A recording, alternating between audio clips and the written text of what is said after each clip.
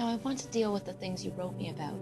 Some of you say it is good for a man not to sleep with a woman, but since sexual sin is happening, each man should sleep with his own wife, and each woman should sleep with her own husband. A husband should satisfy his wife's needs, and a wife should satisfy her husband's needs. The wife's body does not belong only to her, it also belongs to her husband.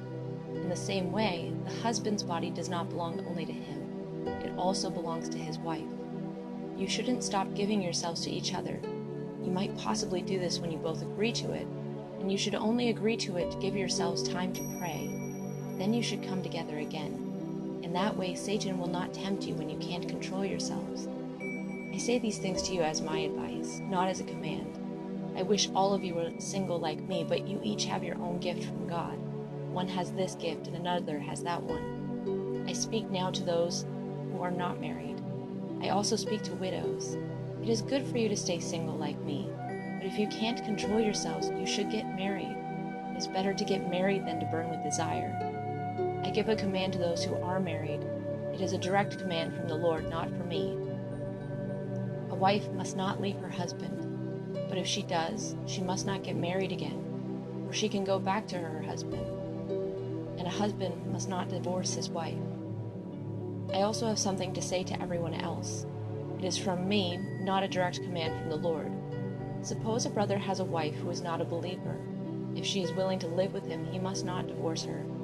And suppose a woman has a husband who is not a believer. If he is willing to live with her, she must not divorce him. The unbelieving husband has been made holy through his wife.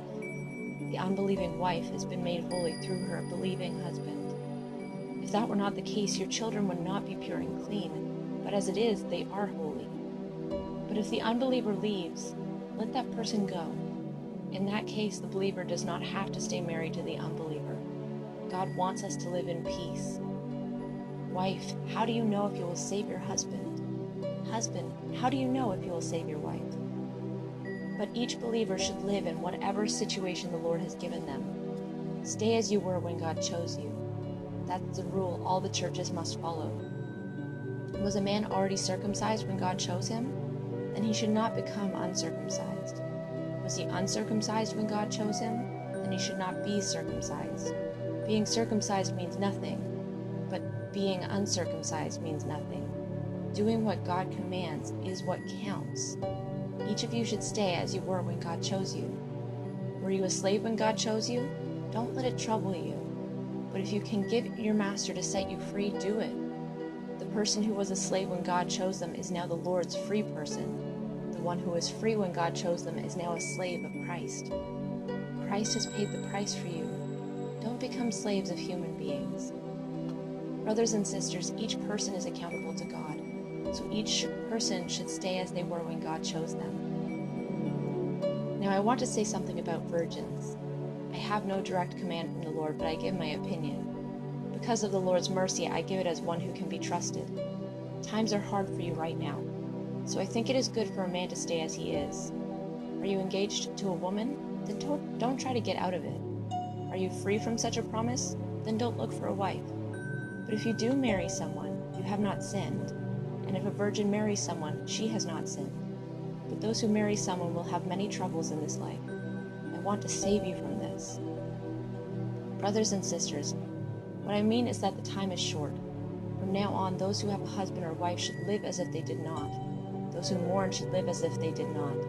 Those who are happy should live as if they were not. Those who buy something should live as if they were not theirs to keep. Those who use the things of the world should not become all wrapped up in them. The world as it now exists is passing away. I don't want you to have anything to worry about. A single man is concerned about the Lord's matters. He wants to know how he can please the Lord. But a married man is concerned about the matters of this world. He wants to know how he can please his wife. His concerns pull him in two directions. A single woman or virgin is concerned about the Lord's matters. She wants to serve the Lord with both body and spirit. But a married woman is concerned about the matters of this world. She wants to know how she can please her husband. I'm saying these things for your own good. I'm not trying to hold you back. I want you to be free to live in a way that is right. I want you to give yourselves completely to the Lord.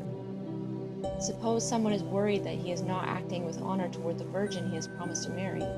Suppose his desires are too strong and he feels that he should marry her. He should do as he wants. He is not sinning, they should get married. But suppose the man has decided not to marry the virgin, and suppose he has no compelling need to get married and can control himself. If he has made up his mind not to get married, he also does the right thing. So then the man who marries the virgin does the right thing, but the man who doesn't marry her does a better thing. A woman has to stay married to her husband as long as he lives. If he dies, she is free to marry anyone she wants to, but the one she marries must belong to the Lord. In my opinion, she is happier if she stays single, and I also think that I am led by the Spirit of God in saying this.